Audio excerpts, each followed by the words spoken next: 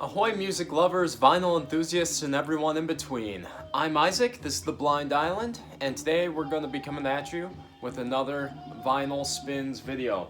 This is going to be a heavy rotation of what's been hitting the turntable recently, what I've been listening to, what I've been into, and just kind of a little overcap. I really enjoy doing these videos, and I see that they're starting to get a little more traction around the vinyl community and music world in general, and I hope that continues to be a trend because I love seeing what people are into.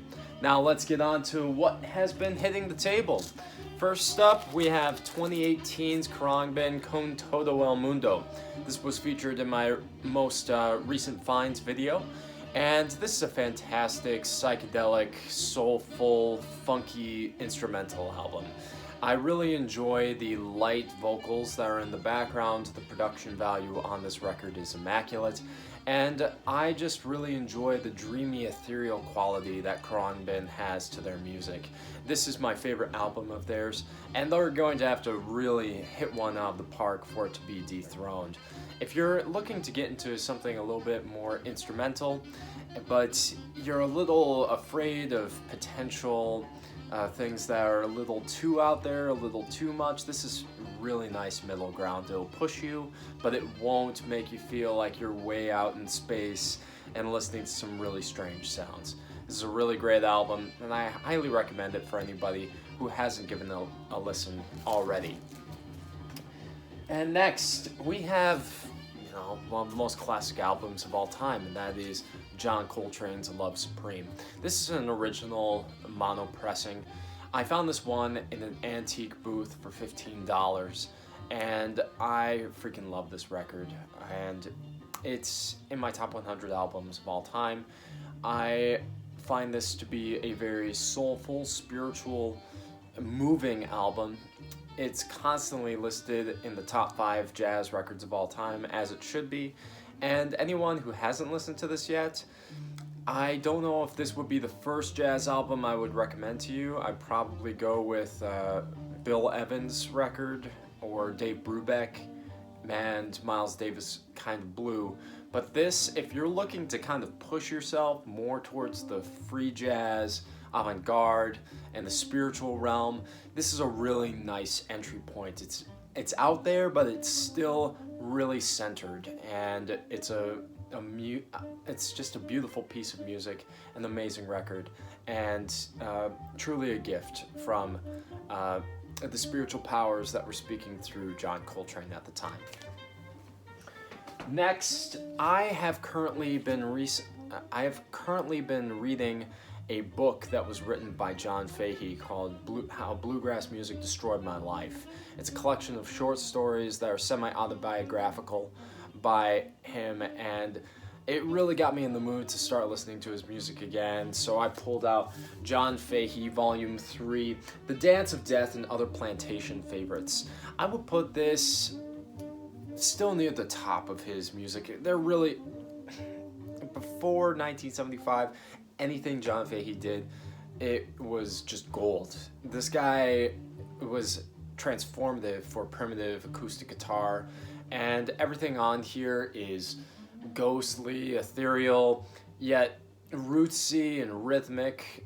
He transforms the blues to a different type of realm that everyone wants to go and visit. I highly recommend this record. This is a good one for people to get started with because most of the tracks on here don't go past the 4-minute mark, and it's able to really grab your attention. I highly recommend this for anybody who has not listened to John Fahey before. Really, really nice roots Americana primitive blues album. Next, I have Proud Parents, which are a group from Madison, Wisconsin. They cut this record a few years ago, and they, I think, are self-described garbage pop. They have a garage rock and punk rock sensibility, but have a lot of hooky power pop notes and choruses. It's a very singable, hummable record, but with a razor's edge. It reminds me a lot of Rolling Blackouts' Coastal Fever. I have the hardest time with that name. if it were put through a blender. So if you're into that style of music, then you'll probably enjoy the Proud Parents. I always enjoy going back to them. It's a really cool record. Next is one of my favorite soundtracks of all time, and that is Blue Valentine by Grizzly Bear. This is a very difficult movie to watch, and the music matches perfectly. It is somber and lush, romantic and melancholy. I thoroughly enjoy all of the choices that were made here to fill out the movie. Most of the music is by Grizzly Bear, with a side project by one of the members called the Department of Eagles, and one soul song that I can't remember the name of off the top of my head.